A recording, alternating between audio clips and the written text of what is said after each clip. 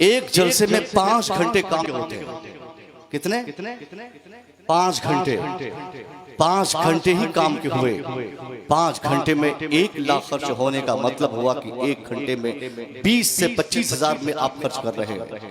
اس 1 گھنٹے میں اگر ہم ایک شعر کو ریپیٹیٹ کریں، بار بار ایک ہی بات بولیں، بار بار ایک ہی چیز بولیں، کبھی ہاتھ اٹھوائے، کبھی ادھر سے نعرہ لگوائے، تو یہ تضیع اوقات کا ایک چھوٹا سا حصہ ہے. اس پر آپ دھیان دیں. ہمارا بہار میں کوئی ایسا دن نہیں، کوئی ایسا علاقہ نہیں جہاں 10-15 جلسے نہ ہو، مگر ہندوستان کا سب سے پسماندہ اگر راجیہ اور اسٹیٹ مانا گیا ہے تو ہمارا بہار مانا گیا ہے، اور سب سے کم دینی کام ہمارے بہار میں ہے. اس کی ایک وجہ یہ ہے کہ یہاں پہ جلسوں کی کثرت، اور ایسے جلسوں کی کثرت ہے جو جلسہ بغیر ٹارگیٹ، بغیر مقصد، بغیر کسی ارادے، بغیر انٹینشن کے کیے جاتے ہیں. بعض کسی شاعر کا نمبر دیکھا واٹس ایپ پہ، یوٹیوب پہ نمبر دیکھا، آواز اچھی لگی، انداز اچھا لگا، کپڑے اچھے لگے، چہرہ اچھا لگا، یہ نہیں دیکھا کہ کون ہمارے ہاں کے لائق ہے، کن کو اسٹیج پہ بٹھانے کے لائق ہے، کن کا چہرہ نبی کی سنتوں سے سجا ہے، کون اخلاق مصطفیٰ کا پیغام جلسے میں نعت خوانی یا کون خطیب دوران خطاب تقریر سے دے سکتا ہے. یہ سنے سمجھے بغیر کون لگایا 20,000 حضرت نذرانہ لے لیجئے، یہ پیسہ وہ نذرانہ، آ گئے نعت پڑے چلے گئے. صبح ہو کر شاید دکان پر بولنے والے ہمارے لڑکے بولیں گے کیا تقریر ہوئی مصور صاحب کی، کیا تقریر ہوئی فلانے صاحب کی، کیا نعت خوانی ہوئی فلانے صاحب کی. میں کہتا ہوں یہ ساری چیزوں کو کمپٹیشن کو مقابلہ میں کے میدان میں لانے کی ضرورت کیا ہے؟ ہم نے قوم کے پیسے کو برباد کرنے کے لیے جو راستے اپنائے صاحب، آپ غور کریں. جلسے میں نعت خوانی کی ضرورت ہے مگر زیادہ نہیں. بس 2-4 اشعار محبت کے پڑھ دیے جائے، ایمان تازہ ہو جائے، جذبہ پیدا ہو جائے، ہم مضبوط ہو جائیں. اس کے بعد مضبوطی کے ساتھ ایک شاندار پیغامی خطاب سننے کے لیے ہمارا بچہ، نوجوان، ہماری عورتیں، ہماری بیویاں، بہنیں، سب لوگ ہماتن گوش ہو جائے کہ اب ہماری جماعت کا ایک خطیب آئے گا جو جماعت کی ضرورت کے مطابق وہ ہم کو دکھانے کی کوشش کرے گا کہ آج جو مسلمان تباہ و برباد ہے، آج ہمارا ہندوستان نہیں بلکہ پوری دنیا کی میں بات کر رہا ہوں، ایک شام ایسی نہیں جس شام کو مسلمانوں کی تباہی کے لیے ہمارے دشمن کوئی نیا راستہ تیار نہ کرتا ہو. یہ اور بات ہے کہ اگر ساسروا میں آپ کا گھر ہے، یہاں آپ کی تعداد زیادہ ہے تو آپ بے چین نہیں ہے، مگر ان جگہوں کے حالات سے آپ بے خبر ہے جہاں مسلمانوں کو روزانہ ہر شام یہ کہہ کے سونا پڑتا ہے شاید آنے والی صبح کی سفیدی میں نہ دیکھ سکوں. ہر صبح ایک آدمی کو یہ سوچ کے گزارنا پڑتا ہے کہ ممکن ہے کہ آنے والی رات ہم زندہ نہ رہے. وہاں ہر شام ہر صبح مسلمان 1-1 منٹ آہو فغا کر کے زندگی گزارتا ہے. میں آپ سے کہنا چاہوں گا آخر یہ حالات پیدا کیوں ہو رہے ہیں؟ قرآن ہمارے پاس ہے، نماز ہمارے پاس ہے، مساجد ہمارے پاس ہے، مدارس ہمارے پاس ہے، خانقاہ ہمارے پاس ہے، علماء ہمارے پاس ہے، تقاریر ہمارے پاس ہے، جلسے ہمارے پاس ہے. کہاں چلی گئی جلسوں کی برکت ہے؟ کہاں چلی گئی نماز کی بہار ہے؟ کہاں چلی گئی مسجدوں کی بہار ہے؟ یہ صاف اعلان کرتا ہے ساری چیزیں ہیں مگر بے مقصد ہے. جلسہ ہے بے مقصد ہے، مدرسہ ہے بے مقصد ہے، مسجد ہے مگر نمازوں سے خالی ہے، علماء ہے خدمت سے خالی ہے.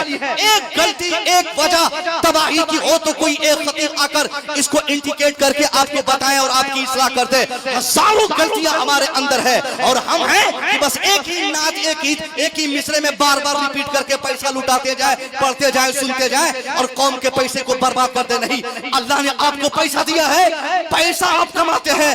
درد قوم کی محبت ہے، اگر آپ کے دل میں قوم کا درد ہے، یہ جامعہ آپ کا ہے. اگر اس جامعہ میں کوئی بچہ آپ کے سماج کا نہیں پڑھتا ہے، اس لیے اگر نہیں پڑھتا ہے کہ ان کے باپ کے پاس پڑھانے کا پیسہ نہیں. آج کوئی بیٹا ہمارے سماج کا جو لدھیانہ میں 1 لاکھ کماتا ہو، کلکتہ میں 50,000 کماتا ہو، وہ اپنی گاڑی کمائی میں سے 1,000 روپیہ مہینہ اپنے گاؤں کے یتیم بچوں کی تعلیم کے لیے خرچ کر دے، اپنے گاؤں کے بیواؤں کے بچوں کی تعلیم کے لیے کر دے، اپنے سماج کے ان طبقے میں خرچ کرے جو پیسے کی قلت کی بنیاد پر بچوں کو نہیں پڑھا سکتے. ان کی انجینئرنگ کے لیے، ان کی نیٹ کی تیاری کے لیے، ان کو ڈی ایم بنانے کے لیے، ان کو حافظ قرآن بنانے کے لیے، ان کو ایس پی بنانے کے لیے، ان کو کلکٹر بنانے کے لیے، یعنی ترقی کے لحاظ سے جتنے میدان ہے اس میدان میں سماج کے ہر طبقے کے لوگوں کو دوڑانے کے لیے اگر آپ کا پیسہ خرچ ہوتا ہے تو میں سمجھتا ہوں اس خرچ کی بنیاد پر جب تک آپ یہاں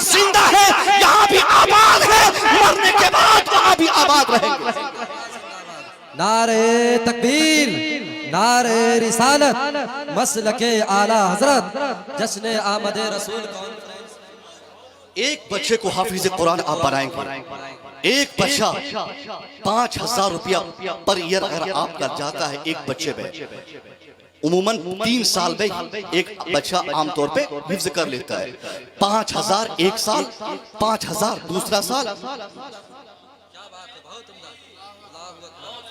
بہت عمدہ، عمدہ خطاب ہے، قسم خدا کی بہت عمدہ۔ زندہ باد مفتی صاحب تبلا، زندہ باد۔ شکریہ شکریہ شاندار ہے، شکریہ شکریہ شکریہ۔ ایک سال اگر سال میں 12 مہینے ہوتے، 2 مہینے چھٹی کے کاٹ دیں تو 10 مہینے تعلیم ہوتی ہے۔ 10 مہینے میں 500 روپیہ ایک مہینے کا اگر ایک بچے پہ آپ خرچ کرتے ہیں تو سال کے 5,000 روپیہ ہوئے۔ 5 میں 3 کو آپ اس کو گونا کر دیں تو 15,000 روپیہ آپ کے پاکٹ کا ہے، مگر ایک غریب کا بچہ حافظ قرآن بن رہا ہے۔ وہ جب تک آپ زندہ رہیں گے یا آپ دنیا چھوڑ کے چلے جائیں گے، وہ حافظ قرآن جہاں جہاں قرآن پڑھے گا اس کے قرآن پڑھنے کا ثواب آپ کو قبر میں بھی ملتا رہے گا۔ یہ پیسہ خرچ کرنے کا سب سے بیسٹ پلیٹ فارم ہے۔ اس پر کن کی نگاہ ہے؟ ہمارا بچہ اگر IAS بن جائے، ساسروا میں 2-4 لڑکے گریجویٹ ہو جائے، ساسروا کے 2 لڑکے اگر نیٹ ایگزام کوالیفائیڈ کر جائے، ساسروا کے اگر دربھنگا اور مدھوبنی پورے چوترفہ اضلاع کے میں سے اگر 2 بچے اگر DM بن جائے تو کیا فرق پڑنے والا؟ ترقی یافتہ سماج وہ ہوتا ہے جہاں کے ہر طبقے کے بچے تعلیم یافتہ ہو۔ ایسا نہیں ہمارے پاس پیسے ہیں تو ہم نے اپنے بیٹے کو ڈاکٹر بنا دیا۔ ان کے بچوں کو کون بنائے گا جس کے پاس پیسے نہیں ہیں؟ ان کو کون پڑھائے گا جن کے بچے جن کے گھر کے لوگ کئی سال سے مزدوری کرتے آئے ہیں؟ اگر آپ اپنے دشمن کا بدلہ لینا چاہتے ہیں نا صاحب، تو آپ کے لیے بیسٹ راستہ یہ ہے کہ آپ اپنے دشمن کے بچے کو پڑھا دیں، وہ آپ کی عزت کرنا سیکھ جائیں۔ کیا بات ہے؟ آپ پڑھ لیے تو کیا ہوا؟ تعلیم پہ خرچ آپ کیے نہیں۔ آپ کے پاس پیسے تو کیا ہوا؟ تعلیم پہ آپ خرچ کریں، سب سے زیادہ بینیفٹ آپ کو ملے گا۔ ہم لوگ بہار ہی نہیں بلکہ پورے ہندوستان میں گھوم گھوم کر ہم نظرہ مارتے ہیں، کبھی کبھی رونا پڑتا ہے۔ کئی ایسے جلسوں میں ہم جیسے خطیبوں کو دھکے مار کے نکال دیا جاتا ہے، کوئی حیثیت نہیں رہتی صاحب، کیونکہ ہم ایک خطیب ہے، ہم ایک مولوی ہے۔ یعنی آج ہماری قوم کیا دماغ یہ فیصلہ کر چکا ہے، مولوی صاحب ہے 5,000 10,000 پہ ٹکے ہوئے ہیں، مولوی صاحب ہے نماز پڑھانا، تقریر کرنا، نکاح پڑھانا، جنازہ پڑھانا ان کا کام ہے۔ یعنی آج ہماری بربادی کی ایک وجہ یہ ہے کہ ہمارے علماء آج مضبوط نہیں، ہمارے رہبر مضبوط نہیں ہے۔ ہمارے رہبر جتنا مضبوط رہیں گے وہ اتنی مضبوطی سے دین کا کام کریں گے، دین کی خدمت کریں گے۔ میں کہتا ہوں کہ ایک مسجد کا امام جن کی تنخواہ ہم نے صرف 5,000 رکھی ہے، 5,000 روپیہ کمانے والا جیسے ہی مصلی امامت پر کھڑا ہو کے اللہ اکبر کہے گا، ان کو یاد آئے گی کہ میری بیوی کی طبیعت خراب ہے، جلدی سے نماز پڑھاؤں گا، پیسے کا انتظام کرنا پڑے گا، دربھنگا بھاگوں گا لے کر علاج کرانے کے لیے۔ ایک امام صاحب اگر وہ چاہتے ہیں آپ کی 24 گھنٹہ ڈیوٹی کرے، وہ آپ کے سماج میں آپ کی خدمت کرے، تبلیغ کرے، تو وہ ٹیوشن نہ پڑھائے، تعویذ نہ لکھے، میلاد نہ پڑھے، ادھر ادھر پیسے کے انتظام میں نہ بھاگے، تو اس کے لیے یہ شرط ہے کہ ہم اپنے علماء کو مضبوط کریں، ان کی تنخواہ اتنی کر دیں کہ وہ مطمئن ہو کر 24 گھنٹے نتمستک ہو کر وہ آپ کے سماج میں رہے، ہر طرف وہ گھومتے رہے، نماز میں جہاں کمی دیکھیں تو اس کی اصلاح کرے، جہاں سود کھانے والے کو دیکھیں تو اس کی اصلاح کرے، جہاں کوئی زنا کا ماحول گرم ہوتا ہو تو اس ماحول کو کنٹرول کرنے کے لیے وہ کوئی حربہ اپنائے۔ مگر آج کہیں بھی کسی علاقے کی بات کر رہا ہو، کہیں بھی ہم اپنے مسجد کے امام کو، اپنے مدرسے کے اساتذہ کو، اپنے ممبر کے خطیب کو ہم اتنا آزاد نہیں چھوڑے ہیں۔ ہم خطیب کو ٹاپک اپنے اعتبار سے دیتے ہیں، مولانا صاحب اس جمعہ کو آپ کو یہ بولنا ہے، مولانا صاحب کہیں گے نہیں صاحب مجھے اس موضوع پہ بات کرنی ہے، مجھے پردے پہ بات کرنی ہے، مجھے حیا پہ بات کرنی ہے، کیونکہ ہماری بچیاں بھی حیا ہو گئی ہیں۔ پھر مصور رضا مصباحی کو پورنیہ سے بلا کر اس موضوع پر تقریر کرانے کی آپ کو ضرورت نہیں پڑے گی، آپ کی مسجد میں امام ہی اس کے لیے کافی ہے۔ اگر یہ مطمئن رہیں گے، اپنی زندگی میں سیٹسفائیڈ رہیں گے، تو میں قسم کھا کے کہہ سکتا ہوں نہ کبھی کسی بڑے جلسے کا سہارا لینا پڑے گا۔ ہر جمعہ کو آپ کے سماج کی ضرورت کے اعتبار سے ہر جمعہ کو ایک نئے موضوع کا انتخاب ہوگا، اس پر سے حاصل گفتگو ہوگی اور پھر قوم کی اصلاح ہوگی۔ ہمارے بچے جوان بوڑھے سب لوگوں کو ایک ساتھ سدھرنے کا موقع ملے گا۔ یہ ساری ایسی چھوٹی چھوٹی چیزیں ہیں جس پر غور کرنے کی ضرورت ہے۔ آج سب کے پاس پیسہ ہے، ہر آدمی اپنی زندگی اپنے اعتبار سے جینا چاہتا ہے۔ آدمی کے پاس پیسہ ہوا، کوئی ڈی جے کر دیا،